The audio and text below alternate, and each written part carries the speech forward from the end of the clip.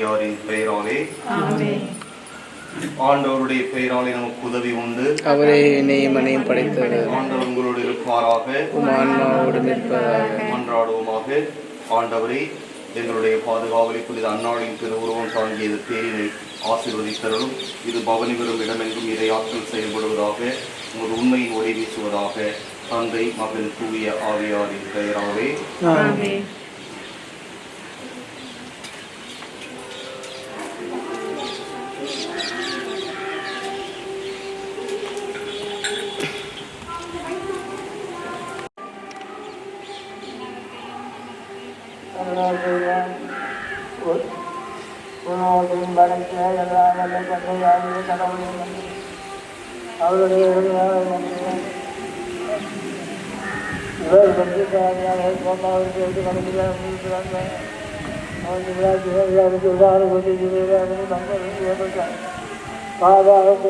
மூன்றாம் நாள் மதித்து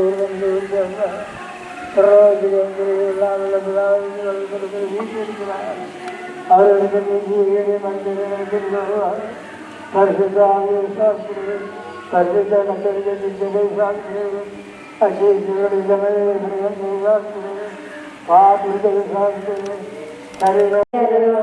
அருளினைந்த மரியே வாழ்க, ஆண்டவர் உடனே, பெண்களுள் ஆசி பெற்றவர் நீரே.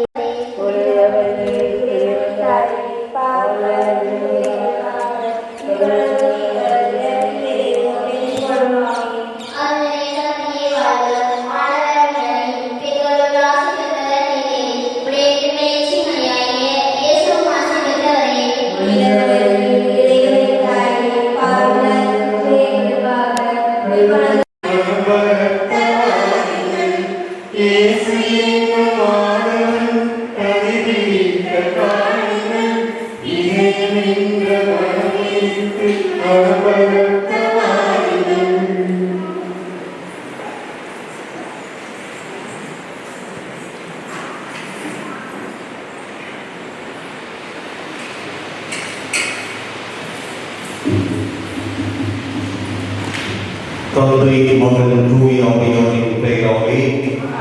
நம் ஆண்டவராகிய இயேசு கிறிஸ்துவின் அருளும் கடவுளின் அன்பும் தூய ஆவியாரின் நட்புறவும் உங்கள் அனைவரோடு இருப்பதாக.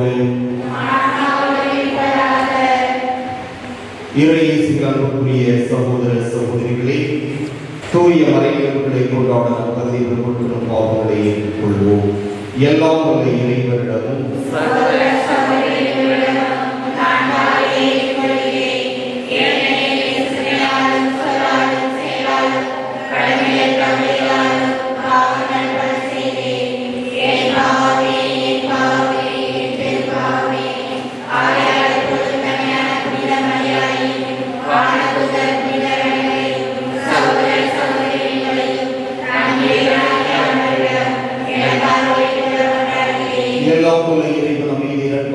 பாவங்களை மன்னித்து நம்மை இறைவாழ்வுக்கு அழைத்து செல்வாராக. மன்றாடுவோமாக.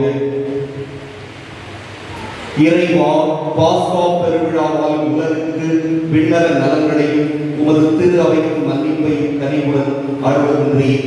இன்றைய வாழ்வில் நாங்கள் கடைபிடிப்பவை நிலை வாழ்வுக்கு எங்களை இட்டுச் செல்வனவாக. உம்மோடு தூய ஆவியாரை ஒன்றிற்கு இறைவனாய் என்றும் வாழ்ந்து ஆட்சி செய்கின்ற அவர் வழியாக மன்றாடுகின்றோம்.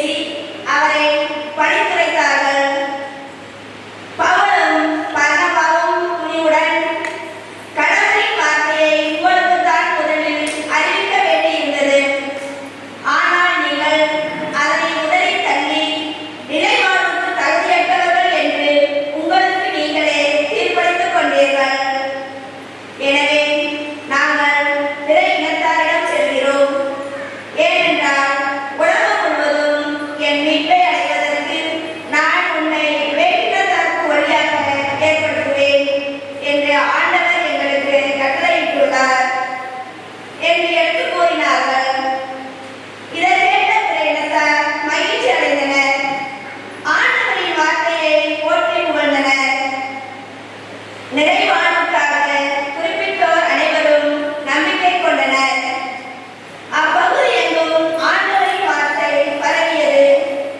ஆனால் யூதர்கள் கடவுளை வழிபட்டு மதிப்புக்குரிய பெண்களையும் நகரின் முதன்மை குடிமக்களையும் தூண்டிவிட்டு பவுலையும் பர்னபாவையும் இன்னலுக்குள்ளாக்கி அவர்களை தங்களது நாட்டில் இருந்து துரத்திவிட்டார்கள். அவர்கள் தங்கள் கால்களில் படிந்திருந்த தூசியை அவர்களுக்கு எதிராகவே உதறிவிட்டு இக்கோனியாவுக்கு சென்றார்கள். சீடர்களோ தூய ஆவியால் ஆட்கொள்ளப்பட்டு மகிழ்ச்சியில் திளைத்திருந்தார்கள். ஆண்டவர் வழங்கும் அருள்வாக்கு. பதிலுரை பாடல். பல்லவி. மாந்தர் அனைவரும் நம் கடவுள் அருளிய விடுதலையை கண்டனர்.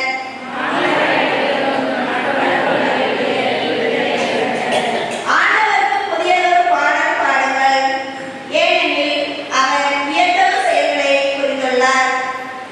அவருடைய வழக்கரமும் புனிதமிகு புயமும் அவருக்கு வெற்றியை அளித்துள்ளன. பல்லவி.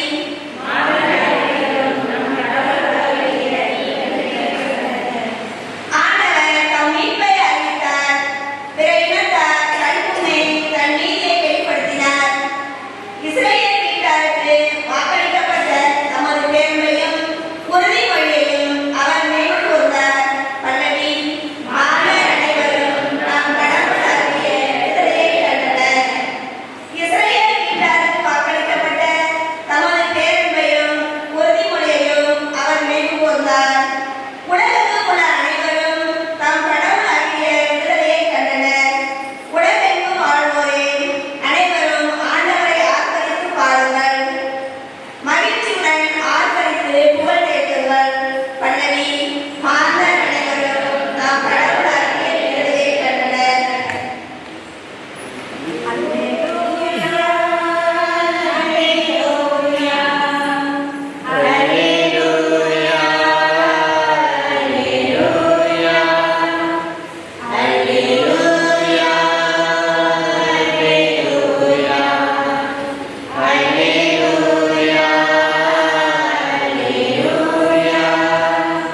என் வார்த்தைகளை நீங்கள் தொடர்ந்து கடைபிடித்து வந்தால் உண்மையின் சீடர்களாய் இருப்பீர்கள். உண்மையை அறிந்தவர்களாயும் இருப்பீர்கள் என்கிறார் ஆண்டவர். அல்லேலூயா.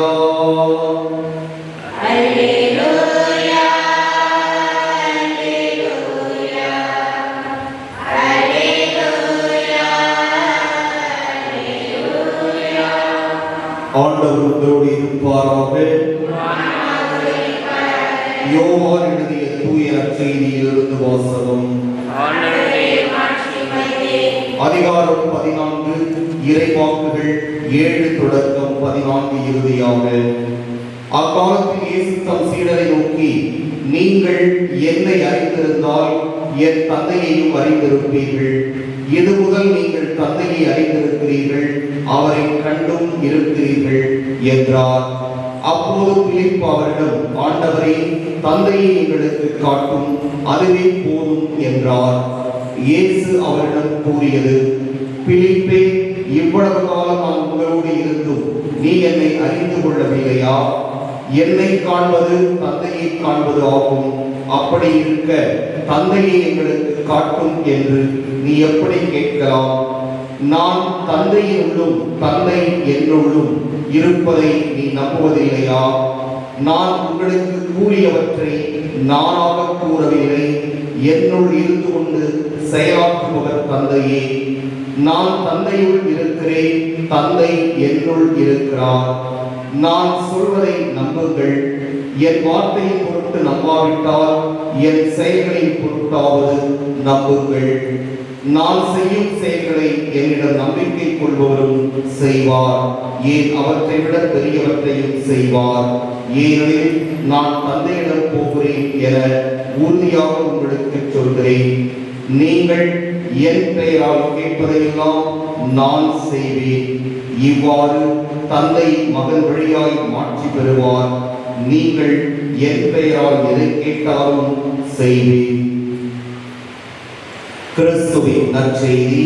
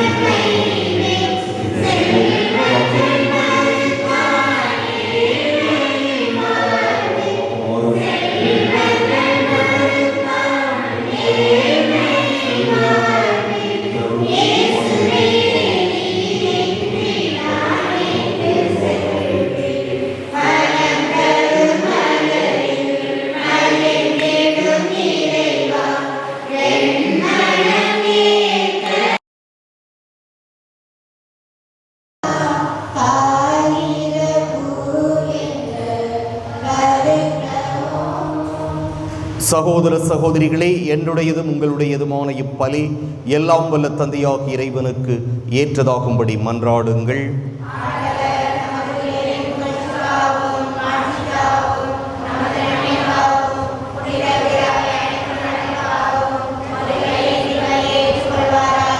ஆண்டவரே, இக்காணிக்கைகளை கனிவுடன் புனிதப்படுத்தியருள உம்மை வேண்டுகிறோம். இந்த ஆன்மீக பலியின் காணிக்கையை ஏற்று எங்களை உமக்கு நிலையான கொடையாக மாற்றுவீராக. எங்கள் ஆண்டவராகிய கிறிஸ்து வழியாகவே மன்றாடுகின்றோம். ஆண்டவர் உங்களோடு இருப்பாராக. இதயங்களை மேலே எழுப்புங்கள். நம் இறைவனாகிய ஆண்டவருக்கு நன்றி கூறுவோம். ஆண்டவரே, எக்காலத்திலும் உம்மை புகழ்ந்துரைப்பதும் எல்லாவற்றுக்கும் மேலாக எங்கள் பாஸ்காவாகிய கிறிஸ்து பலியான இச்சிறப்பான காலத்தில் உம்மை இன்னும் மிகுதியாக வாழ்த்தி போற்றுவதும் மெய்யாகவே தகுதியும் நீதியுமாகும் எங்கள் கடமையும் மீட்புக்கு உரிய செயலும் ஆகும். கிறிஸ்து தம் திருவுடலை ஒப்புக்கொடுத்து சிலுவையின் மெய்யான பலியில் முற்கால பலிகள் நிறைவு பெறச் செய்தருளினார். எங்கள் மீட்புக்காக அவர் உம்மிடம் தம்மையே கையளித்த போது அவரே குருவாகவும் பலிப்பீடமாகவும் செம்மறியாகவும் விளங்கினார். ஆகவே பாஸ்கா மகிழ்ச்சி பொங்க அனைத்துலகின் மாந்தர் அனைவரும் மக்களிக்கின்றனர். அவ்வாறே ஆற்றல் மிக்கோரும் அதிகாரம் கொண்ட தூதர்களும் உமது மாட்சியை புகழ்ந்து பாடி முடிவின்றி சொல்வதாவது: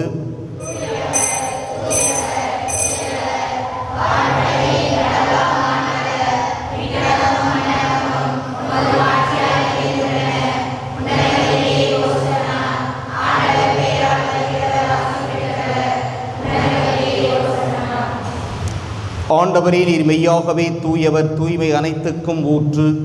ஆகவே உம்முடைய ஆவியை பொழிந்து இக்காணிக்கைகளை தூய்மைப்படுத்த உம்மை வேண்டுகிறோம். இவ்வாறு எங்கள் ஆண்டவர் இயேசு கிறிஸ்துவின் உடலும் இரத்தமுமாக எங்களுக்கு இவை மாறுவனவாக. அவர் பாடுபட உளம் கனிந்து தம்மை கையளித்த போது அப்பத்தை எடுத்து நன்றி செலுத்தி அதை பிட்டு தம் சீடர்களுக்கு அளித்து கூறியதாவது: அனைவரும் இதிலிருந்து பெற்று உண்ணுங்கள், ஏனெனில் இது உங்களுக்காக கையளிக்கப்படும் என் உடல்.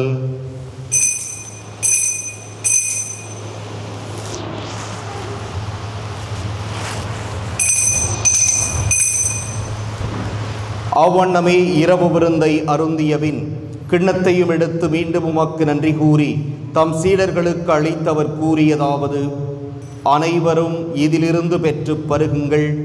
ஏனெனில் இது புதிய நிலையான உடன்படிக்கைக்கு உரிய என் இரத்தத்தின் கிண்ணம். இது பாவ மன்னிப்புக்கென்று உங்களுக்காகவும் பலருக்காகவும் சிந்தப்படும். இதை என் நினைவாகச் செய்யுங்கள்.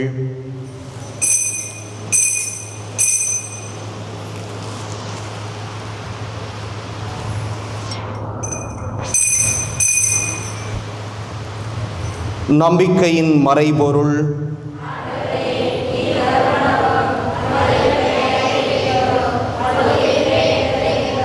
ஆகவே ஆண்டவரே, நாங்கள் கிறிஸ்துவின் இறப்பினையும் உயிர்ப்பினையும் நினைவு கூர்ந்து வாழ்வு தரும் அப்பத்தையும் மீட்பளிக்கும் கிண்ணத்தையும் ஒப்புக் கொடுக்கின்றோம். உம் திருமுன் நின்று உமக்கு ஊழியம் புரிய தகுந்தவர்கள் என எங்களை ஏற்றுக்கொண்டீர். எனவே உமக்கு நன்றி செலுத்துகிறோம். மேலும் கிறிஸ்துவின் உடலிலும் இரத்தத்திலும் பங்கு கொள்ளும் எங்களை தூய ஆவியார் ஒன்று சேர்க்க வேண்டுமென உம்மை தாழ்மையுடன் மன்றாடுகின்றோம். ஆண்டவரே, உலகெங்கும் பரவியிருக்கும் ஒரு திரு அவையை நினைவு கூர்ந்தருளும். எங்கள் திருத்தந்தை லியோ, எங்கள் ஆயர் சகாயராஜ், எல்லா திருநிலையினராகிய அனைவரோடும் உமது திரு அவை அன்பில் நிறைவு பெறச் செய்தருளும். மேலும் உயிர்த்தெழும் எதிர்நோக்குடன் துயில் கொள்ளும் எங்கள் சகோதரர் சகோதரிகளையும் இறந்தோர் அனைவரையும் இரக்கத்துடன் நினைவு கூர்ந்து உமது திருமுக ஒளியினுள் ஏற்றருளும். எங்கள் அனைவர் மீதும் இரக்கமாயிரும். கடவுளின் கன்னித்தாயான புனித மரியா, அவருடைய கணவரான புனித யோசேப்பு, புனித திருத்தூதர்கள், இவ்வுலகில் மக்குகந்தவராய் இருந்தோராகிய புனிதர் அனைவருடனும் நாங்கள் நிலை வாழ்வில் பங்கு கொள்ளும் தகுதி பெற்று உம் திருமகன் இயேசு கிறிஸ்து வழியாக உம்மை புகழ்ந்தேத்தும் வரமருள உம்மை மன்றாடுகிறோம்.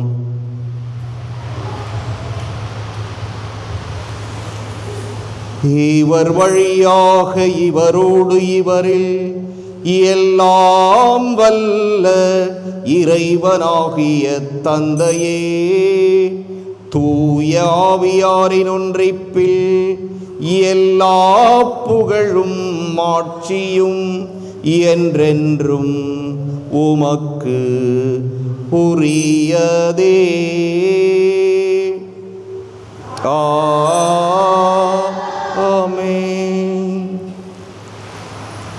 மீட்பரின் கட்டளையால் கற்பிக்கப்பட்டு இறைபடைப்பினையால் பயிற்சி பெற்ற நாம் துணிந்து சொல்வோம்.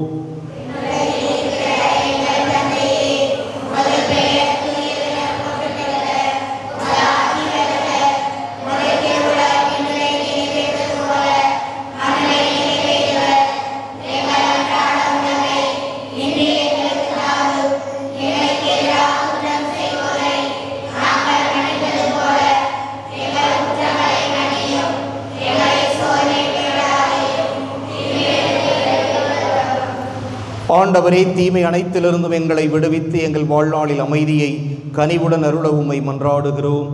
உமது இரக்கத்தின் உதவியால் நாங்கள் பாவத்திலிருந்து எப்போதும் விடுதலை பெற்று யாதொரு கலக்கமும் இன்றி நலமாயிருப்போமாக. நாங்கள் எதிர்நோக்கி இருக்கும் பேரின்பத்துக்காகவும் எமிட்பராகிய இயேசு கிறிஸ்துவின் வருகைக்காகவும் காத்திருக்கின்றோம்.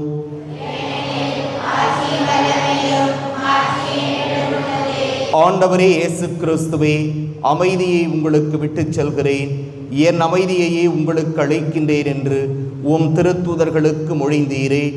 எங்கள் பாவங்களை பாராமல் உமது திரு அவையின் நம்பிக்கையை கண்ணோக்கி உமது திருவுளத்துக்கு ஏற்ப அதற்கு அமைதியையும் ஒற்றுமையையும் அளித்தருள்வீராக. என்றென்றும் வாழ்ந்து ஆட்சி செய்கின்றவர் நீரே.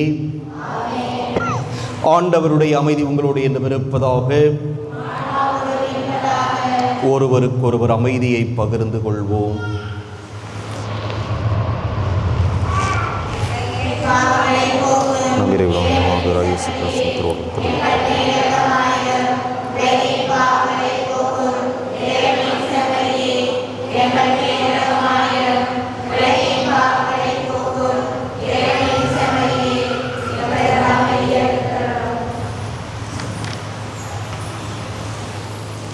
இதோ இறைவனின் செம்மறி, இதோ உலகின் பாவங்களை போக்குபவர்.